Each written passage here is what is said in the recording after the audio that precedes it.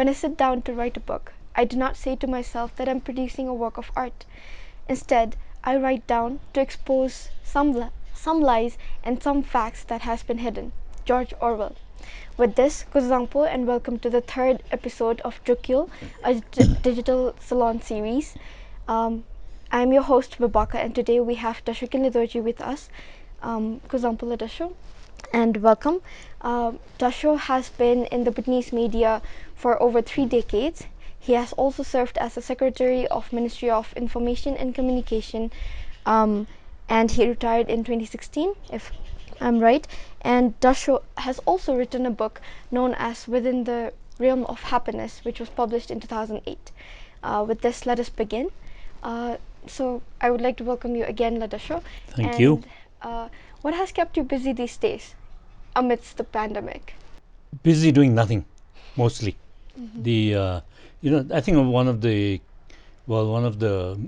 moods created during the pandemic is that we don't need to rush back and forth. So I'm doing a little bit of this, a little bit of that. The new normal. Yes, whatever we called it. Yeah. So we know that you are a very interesting and avid writer. Similar to that, are you an avid reader as well? Yeah, I don't know about interesting and avid reader or writer. I like writing. Not that I have written much, but I think it's important more than anything. I think it's important to read and to write. I think so, particularly because I think Bhutan is at a stage where Bhutan is very much an oral society. One of the big risks I've always thought of an oral society is that before we learn to develop a literary tradition, in other words, before we learn to read and write, there come television. The visual, much more exciting visual media, and that way, the people move from oral to the visual media, and we never learn to read and write. So that's been a concern, and in many ways, that's what's happening now. Now with social media, you find people getting distracted with so many things, and not really getting into youth, particularly perhaps, not really getting into something serious, like something important, like reading and writing. True, we can see that social media has impacted, the youth, all generations intensely, and instead of, I think, encouraging people to involve themselves in reading and writing more, they have drifted apart from it. So how would you encourage young writers or young minds to indulge themselves in these kind of practices more? To encourage young people, Yes. I had thought about it to an extent in the past. What I would say is, first of all, to write. You don't have to be clever and be able to write a big book. Life has all the stories. So that's why I became interested in what they call creative non-fiction. That it's about your daily experiences or experiences of life, and then you write it as a story. I think I really believe that life is not about, this world is not made up of atoms, it's made up of stories. So these are the stories, and our daily experiences, our real life experiences, are the most exciting stories. So what I mean is, you don't have to be able to kind of imagine and create an amazing thriller or whatever. You think about your life and you can write about it. Make it interesting. That is a very beautiful statement, that life is not made up of atoms and instead of stories. Coming to your own book, Dasho, we have seen that the book has very personal stories in it, and then it sounds very personal to you. What made you share it with an audience? So it was the same thinking, that I'm not going to be a great author and write a big book, but I would like to. I would like to write my experiences. And talking about encouraging people, that was one of the ideas. that that that there is this genre called creative nonfiction. We can call it whatever, but that you don't have to be a poet. You don't have to be major thinker, but you can actually write your own stories in a very interesting way. Make it interesting. That's the important part. That you tell a story. Bhutanese. We're full of stories. So We are. this is what we should be doing. Yes. Telling our stories, and to and one of the I think we're talking about not just about stories, about being an author, but about writing in general. And my experience has been that, having studied journalism, having worked with the newspaper and bit of radio, with the media, my understanding really is that what I learned was that when we sit down to write, or even talk in a way, one thing we try and do is impress. We think we have to be impressive, and we have to make it very, exciting, use big words and all that. So I think that is the problem, because in all those words we lose the story, right? So if we can just be very, very simple, very straightforward, forget using impressive. Sorry.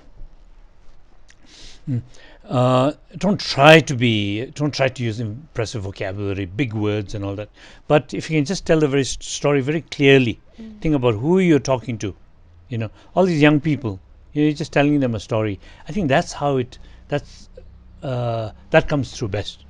But at the same time, I don't mean that you have to be conscious about it, because writing simple, in some ways, some people find it more difficult than writing more complex documentation and all that. So because you have to think about it, and you have to really believe in it, you have to know what you're saying. So that's, you're talking about my book. It was just my experiences growing up in Bhutan. Yes. And you also worked with the Kuensel as an editor. How was that different from being an author? So that's what I meant. I never aimed to be an author. In fact, I didn't even know what it was, say. But I learned to write. I was interested in writing. I learned to write in journalism school, to at least check your facts, know your grammar, right, and know how to tell a story, just the structure and all that. So that's what real journalism is all about, and that's what I was doing. Okay, that is very interesting, La. When we talk about your book, La, we are going back there again, because it's a very raw, personal experience book that I believe most Bhutanese would relate to. What was your objective when you wrote this book, La? Did you have any hidden motive behind it, or you just wanted to put it down there? I wouldn't call it a motive, but I'd been talking to friends, and met a number of people say, "Oh, I really want to write. I have something to say. I don't know how to do it." So that's how we discussed. I had the advantage of going to journalism school to learn and learn how to write to an extent. So that's why I used one or two particular known kind of approaches to writing, like check all your facts, get to know all the facts, and tell it as a story. Then there's this travel writing. You go to different places and write about it, and it just doesn't mean I went to Laya and saw some yaks, and climbed the hill, and there was snow and ice and all that. But what you need to do is you need to research the place, know a bit about the history of the place, and more important, about the people, their culture, their lifestyle, what's interesting to you. Really get into it, and then talk about visiting. Then you have the background to be able to write about the people, what their interests are, what their lives are like, and so that's what travel stories are. And then there's also some writing forms like essays. This talk about well researched articles, which are quite difficult, and even more difficult to make them interesting. And then there's academic writing, which requires a lot of work, which is really a genre on its own, which some people will describe as being boring because it's the way it's presented, all the references and all that. Real academic means reading a piece of academic writing is like work. So when you set out to write Let Us Show, did you have or do you recollect any piece of advice that has stuck with you about writing? In terms of the experience here, in terms of writing, there are some people, I would say it is an effort. Okay. Some people say, oh, it comes to me naturally, I can just sit and it all flows out and all that. Yes. I don't quite believe that. Because even if you're a good writer, I think it's really effort. You need to think about it, and really sit down, focus, take your time, and very important, go through it. Reread it. You get that feel of it. And if you have peers, if you have friends, you can show it to, all the better. I mean, you can get someone's view. That all that helps. What I feel is that I don't think we should be the average. We should be convinced that we are so brilliant that you can sit down and come up with a masterpiece and all that, and accept that it's work. It takes some effort. Yes. And then also you have to think about what are people interested in, and how do I present it to make it interesting. Sometimes it can you think you really have to think it out. Even yes, be artistic, but artistic sometimes there's an interesting mechanical process in.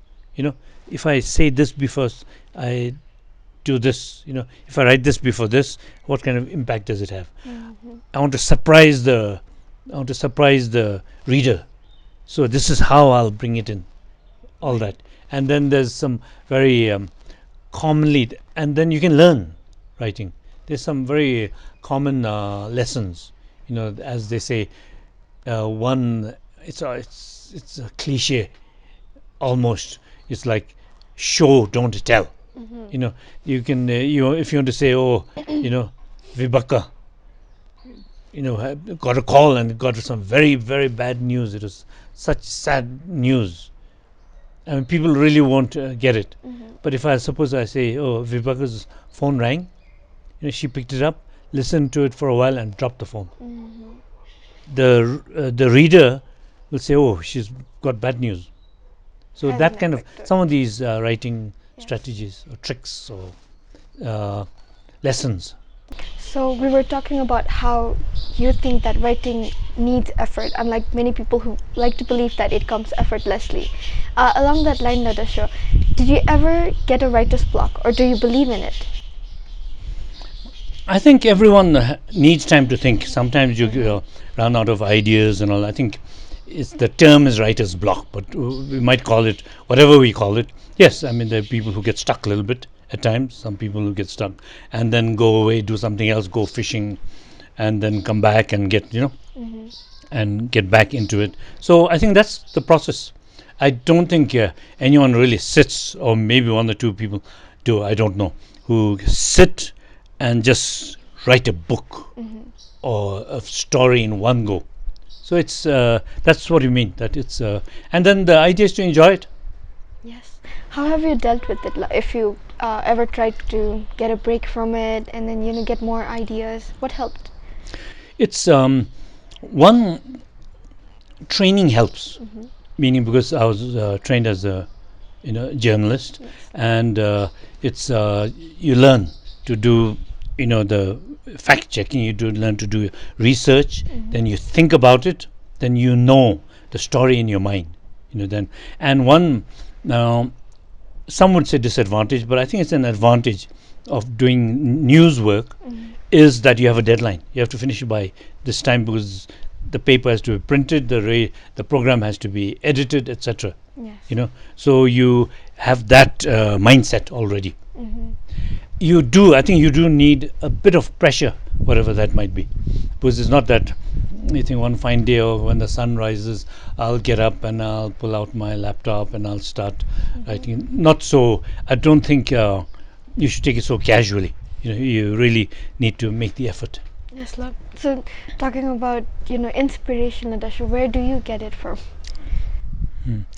What I read was, it's like we are talking about life stories coming from life. Yes. It's some of the trauma, for example, not just inspiration. Sometimes listening to someone, hearing something really fascinating.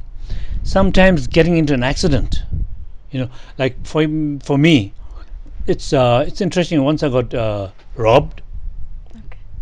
This was in London. I got robbed of everything I had.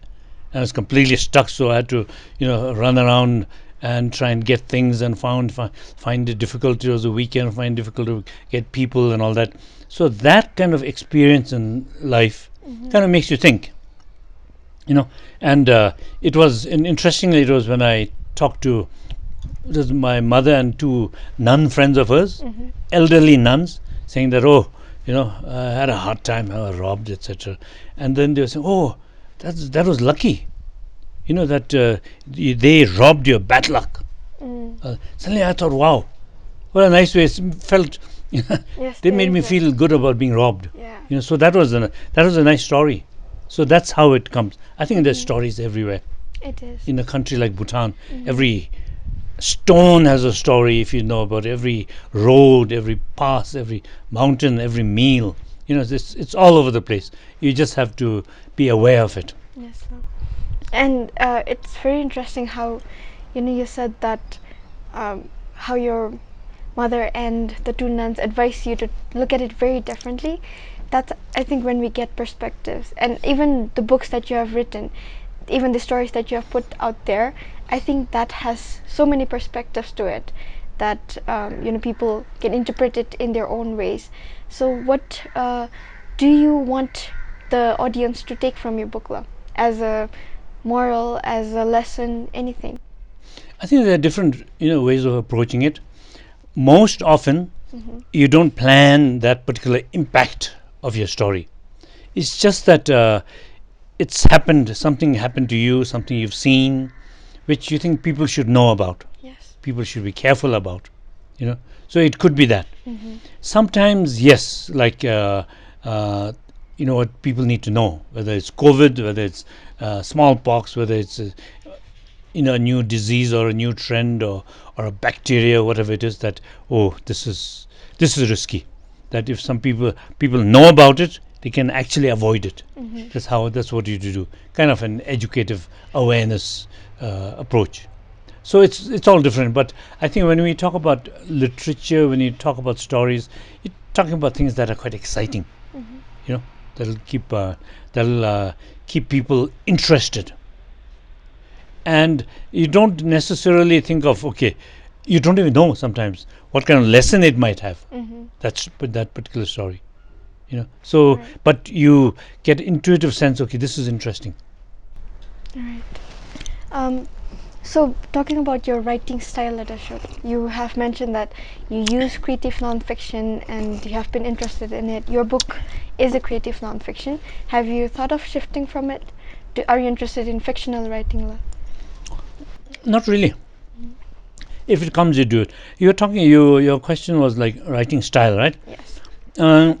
Earlier we started saying that I found, as an editor particularly, I found a lot of people start writing with the idea to impress and sound good. Style. Yes. A lot of people think of style first, but actually no. I think what you need to think of is some of the basics, like grammar, spelling, even your terminology or vocabulary and facts, all that, and then being understood. So I think it's always important, very, very important, to start with the basics, right? And then style comes. You don't start with style. That's one of the mistakes I think many of us do. You want to sound good. You want to be a stylish writer. You want to become famous before you've started. So then you take that approach. But I think you really need the groundwork, and you need to do your homework. Right. The stories in your book that I showed, since it's very personal, did you feel some sort of hesitancy before you put it out there, before you published it? Yes, there's always hesitation, depending, because ours is a small society, Yes. and when you write, you're writing about people, and we all know each other. So everything you write affects someone, or is maybe relevant to someone or the other. So some of those things, yes, but at the same time, I think it's important not to be overcautious. If you say, okay, I better not do this, this person won't like it. If I better not write this one won't like it, then you're not writing anything. Because it's important to accept that some people will not like it. In fact, in journalism, there's a saying that, this my story made. I'm talking about news stories. Story made someone angry. There must be something right about it. So I'm doing something right. People are upset and reacting. That's true. We cannot really put opinions together, if there's too many of them. And do you also interest in reading literature, just like writing? And if you do, who could be your favorite author? I think writing actually comes from reading. I think people who like reading, and I don't read enough, but yes, I like it, and I respect the whole that whole concept of the culture of reading. I think is very important. That's where a lot of the ideas come from. Sometimes you don't know where you pick up certain styles and approaches. It's from books from different writers, different authors you read. I personally like some kind of non-fiction journalistic type of writing, Okay. and some of it that are personalized. Do you have any Bhutanese author that you really admire? Actually, I have to confess that I don't know enough about Bhutanese literature. Okay, first of all, if you talk about our language, if you talk about Dzongkha writing, Chökye, sadly, I'm no good. Having studied outside and all that, I'm not good enough to read good writing in Dzongkha, Chökye, and all that. Now there are more and more, especially young people, writing in English. Yes. I don't read enough. I have to confess, don't read enough of that, because my writing and reading recently has been, well, one reason is I'm very lazy. I seem to write about one short story every 7 years or something. Out of sheer laziness. But and I heard a radio program once. Someone writer was being interviewed, and the topic was, she was explaining why she is such a famous and successful writer, and I hadn't even heard the person's name. So maybe I'm kind of out of touch. But I think what's happening here is Bhutanese are trying. Yes. And I think it's very important, because Bhutanese are good storytellers.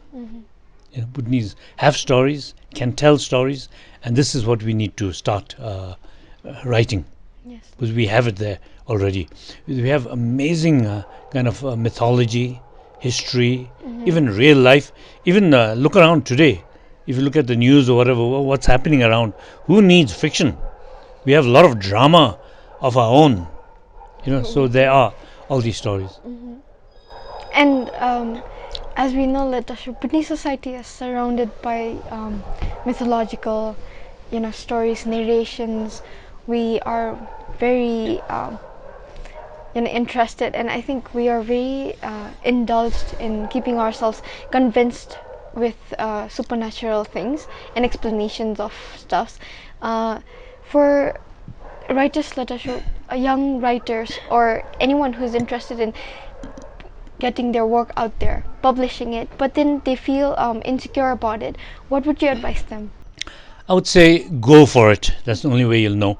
Talking about Bhutanese mythology, the Bhutanese stories, we hear it as mythology. And then, what, it took us a long time to connect, but lot of the real exciting, popular, uh, international stories, films, all that are actually related. It was very interesting to find out that Star Wars, for example, has a very strong influence from writers, you know, if not Buddhist thinkers. There are these, ad, you know, Right. intellectual adventurers who think about the stars, who think about spirituality, who think of all these almost supernatural, you know, elements, and convert it into stories, into films, into books. So it's there. Right. It just struck me when you mentioned Star Wars, and you have um, the character. I believe it's called the Yoda, and it's supposed to be very spiritual. It does reflect a little bit of Buddhism, and its influence in it. That is very interesting to know.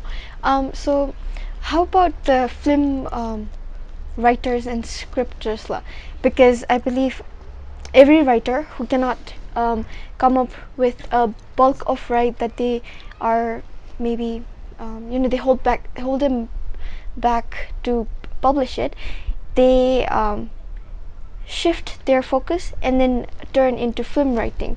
How is it, how do you think is film writing different than writing a book, authoring a novel? Ultimately, it's telling a story using different media to tell the story. Some people can tell the story orally, with including songs and all. Some of our traditional storytellers, Yes. they have beautiful voices, and they break into song, and then some people write. Some people are much more comfortable just sitting quietly, writing the stories, and then the filmmakers, they're giving it the visual impact. So I think basically, to be maybe a little simplistic, but ultimately it's all different media to tell the story. That's why I keep thinking about the story. That's what you are actually conveying. Have you seen any changes, in the platform that has been offered for writers, in the way the writers have been coming up and sharing their stories? Has it changed from when you published your book in 2008? Has it been different? I think my short answer would be, in many ways, I've seen too much change. But even things like grammar, styles are changing all the time. There are certain words which I learnt were not verbs, or not normally used. Which should not be, which were not grammatically correct, and now seem to be accepted. With social media, with people's limited attention span, sentences are becoming shorter. Yes. And like, just in terms of communicating, I know in my time we used to say, oh, I called him and called him, you know and then I know by that few decades later we'd say, oh, I tried to talk to him, I was busy talking to him. And now they're saying, oh, I told him. So these the media are changing, and everything else along with it. I think we have to adjust. I learned to overcome certain rules that were stuck in me, or I was stuck in certain rules, some things we have to change. Some words and all that, and some things are. But for someone who's interested in writing, there's always a dilemma, like words in English. We're talking, say, impact. I think you used impact as a verb. Did it impact you? I learned that that's wrong. I would say that, what was the impact of my conversation? Yes. And that I was actually told by my teachers, this is not a verb, don't use it as a verb, that kind of thing. So, but things change. I think we have to be flexible. On that note, Latasha, have you been working on a new project or book? Can we expect it soon? It's a little bit embarrassing talking about a new project or a new book, but I am doing a collection of stories. Am doing, meaning I've been maybe doing it for 10, 20 years, but not focused. Now and then I'd write a story. So I have a collection of stories building up, and yes, I'd like to publish a collection of short stories soon. How would editing that book, which is expected to come up soon, how would the editing of that book be different from when you were working on your first book? Not very different. I think it's about living in Bhutan. As I was saying, the changes are there, and some of these changes which I've been through, didn't think much about it. When I think back on it, so it's quite dramatic. So that's why I think some of it is worth telling. Right. Some of those stories worth telling about even simple things like living in Thimphu. Yes. In Thimphu, I know. When I was a young reporter, and I heard about the stories, which are still quite fresh. Like when Bhutan first, in 1963, the first car came, 63 or 64. The first jeep drove all the way from Vinseling to Thimphu, and then on the way, the government officials on the way didn't know. First time seeing a motor vehicle, so they were offering water in buckets and all that. Now, when you think about it, it's a bit of a joke, but then it was understandable. You think something that moves must be thirsty, right? And I was in 1984, in fact, once I drove to Dagana. Okay, the road was just built. When I was reaching there, and it was quite scary in a way. It was a little bit strange because people are running and hiding behind trees and peeping. They'd never seen a motor vehicle, and the jeep was scaring them.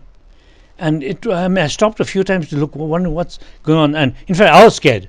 Wonder who are these people hiding behind the trees in the forest, right? And maybe I saw too many movies, thinking, are they, who are they? Whereas they were scared of me. The sound of a jeep was scaring them. So this kind of thing. And now, guess what? And in fact, we know the story of two old ministers then. When the vehicles came, they discussed. They said, okay, when one vehicle, soon we have to buy a second jeep or second car. So then it means that Thimphu will have two cars. Say one is going down the road and one is coming up. What's going to happen? They actually asked that, meaning, that there might be a problem. They didn't think of them passing each other easily because it was all new. And now you try to drive to the Zong at 8:30 and you are stuck in a traffic jam, and we still don't have a Dzongkha word for traffic jam, but that's where we are. But imagine that's what we had to think about. When I went to boarding school, it took about 16, 17 hours from Thimphu to Vinseling on the back of a truck. Oh wow! And I was lucky because a year or two before me, they walked 7 days to Vinseling. So this is all, this is what's happening. And if you think back now, don't make me sound like an old man, but that's how times are changing. Yes, we have come a long way as a society, and the changes, as you have already mentioned once, we don't really notice it until we look back and then think about all those good old days when things were very different. But we have to be flexible, Latasha, as you mentioned, and we have come a very long way as a society. How would your book be adapting to this new face of society that you see, Latasha? How do you think would it appeal to the new audience? I think even I find it a little interesting thinking back. So, new audience, again, don't make me sound like an old man, but I still feel young. But You are. but even writing about my experiences or living in Thimphu in the 80s, late 70s onwards, it's so different that I think people will find it fascinating. Like for example, one example I would quote is in 1979, when we went to the when we used to walk to the zong to go to work.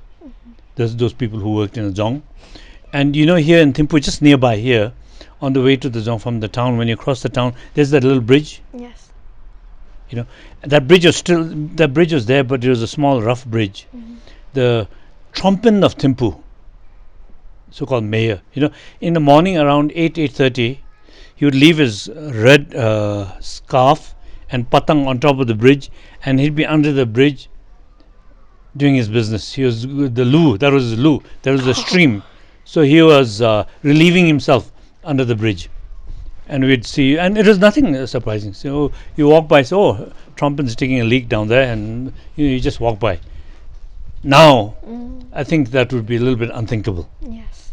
And it was funny. To me, it was very funny because there would be a few shopkeepers, business people who had business with the Trompen, waiting on the bridge for him to finish down there, so that when he came up, they could, tell him their problems. But so this is the kind of stories I'm writing. That is really very different, because I've never experienced that in my life, and then I couldn't also imagine, because by the time I shifted to Thimphu, there were already public toilets, established, and then you were not allowed to do those kind of things outside, and it's really hard to imagine. But then how that has changed. But then when you aim at writing those kind of stories, you're kind of archiving it so that the future that comes next, they would at least get a sense of where we came from. I think it defines our roots as well. Yeah. When I hear you describing Thimphu and the Thimphu when you came to live, I'd say, poor you missed all the fun. I think I did. I couldn't imagine a different Thimphu than it is right now. I came pretty late here, and then it was already the big city for me when I shifted here, so it was very different. So on that note, Dasho, how would you describe your entire journey of being an author, an editor, a journalist, and how would you tell people to take lessons from your life, good ways, bad ways, fun ways, any way you like it, but what would you want to leave behind as I think I could say this, as a legacy, maybe? I wouldn't be so dramatic. I personally believe, maybe it's the environment I grew up in. I believe that we sometimes we don't make our own decisions. We are born at a certain time, so you end up responding to that situation.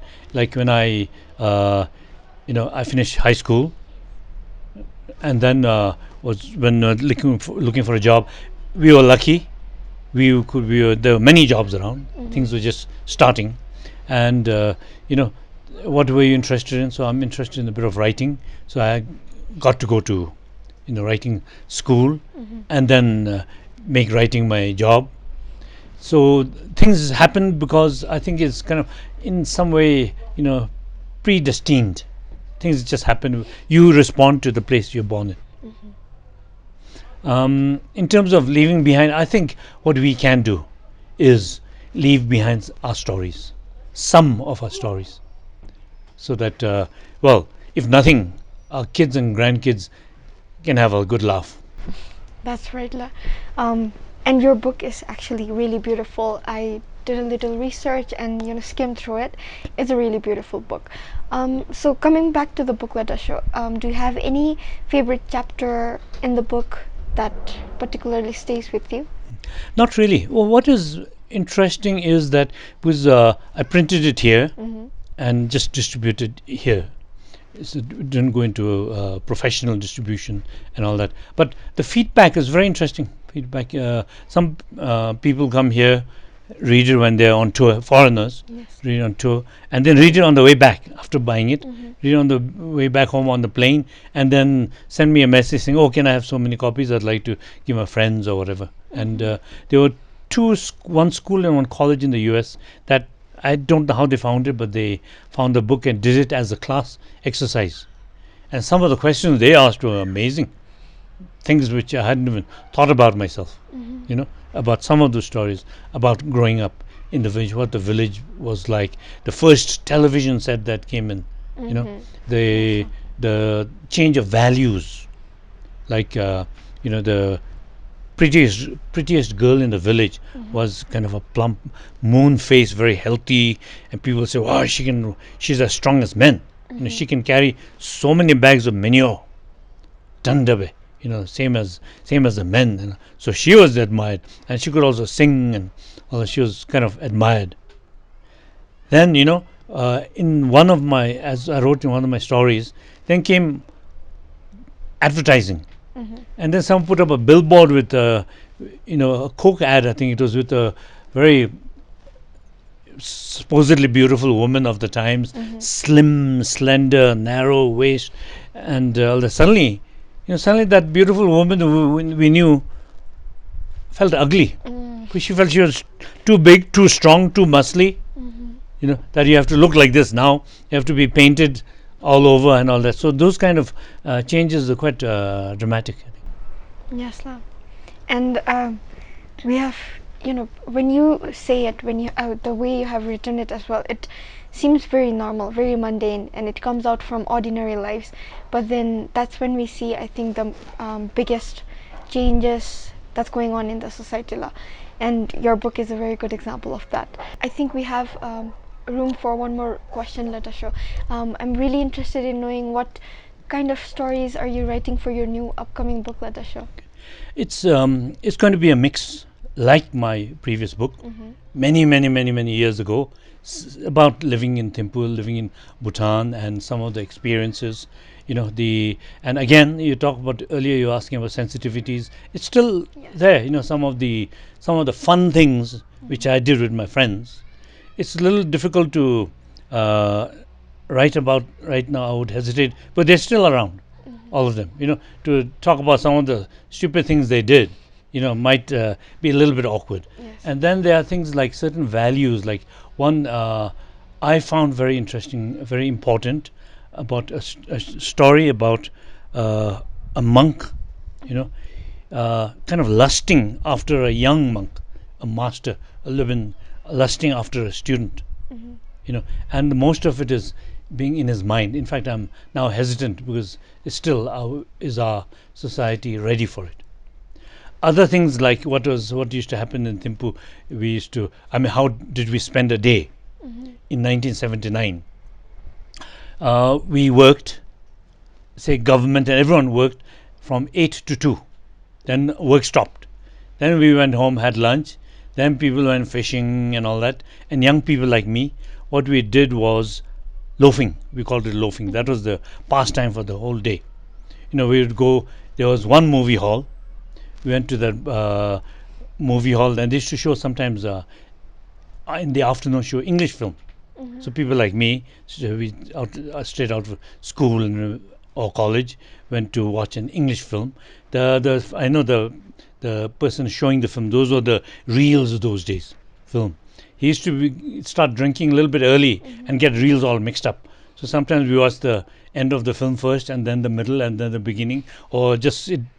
Sometimes he got it all mixed up. But we didn't have much to do, so we went out there at the movie hall and hang around and chat with each other, and then in towards the evening, maybe the Swiss bakery was just built in 1972, 73. So we went and had whatever we could. When you got paid, we could afford to have a beer in the Swiss bakery. Towards the middle of the month, we would cut down to black tea. Towards the end of the month, we were trying to borrow money and have a cup of tea or coffee.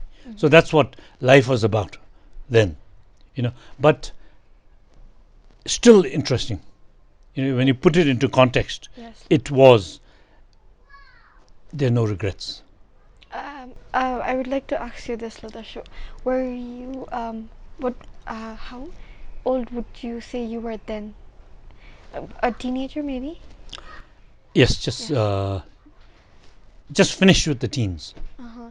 And when you narrated that story, that kind of life sounds very different from what the youth right now in Bhutan are experiencing. And I think that when your book comes out, I think it's gonna surprise many young people, and also help the uh, previous generation to recollect their own livelihoods, how they used to live in Bhutan. And what would you say the genre of the book would be, as a general? No, just call it. I would just call it a collection of short stories. Okay. But what I would suggest as we talk, the idea comes: take notes now. Mm-hmm. Because we we all overlook it. You just take some notes about what happened today, Yes. something which very ordinary, very nothing special, nothing exciting. But those notes, what you did today, becomes more and more exciting. When you look back after 10, 20, 30 years, you say, wow. Yes. I Okay. I believe we have a really good book to look forward to. With that, I would like to end today's episode. Thank you. I personally want to thank you for your time, your effort, and this was such a fruitful session. I really had, an interesting session with you, and thank you. Also, the viewers of this episode, please do check out our social media accounts on Instagram and Facebook. With this, we'd like to end here. Thank you.